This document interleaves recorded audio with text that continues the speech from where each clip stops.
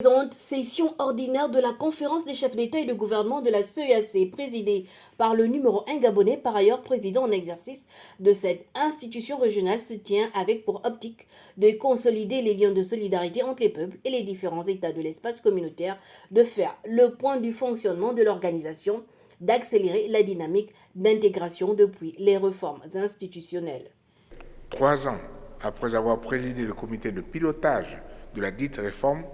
mon pays est honoré de conduire à nouveau la destinée de la CEAC.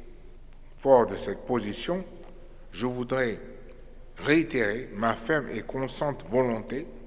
de poursuivre la mise en œuvre de la réforme et de réaliser les engagements que j'ai annoncés lors du dernier sommet de Kinshasa.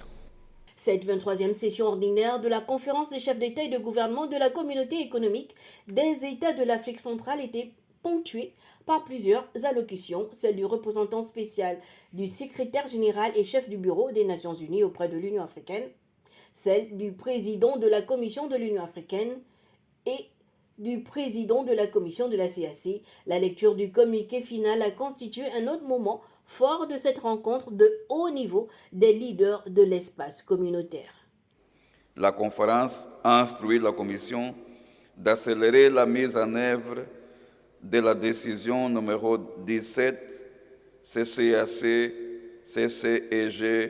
1921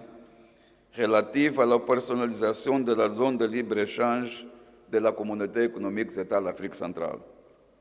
Elle a également instruit la Commission d'œuvrer pour le lancement effectif de l'union douanière de la communauté économique État de l'Afrique centrale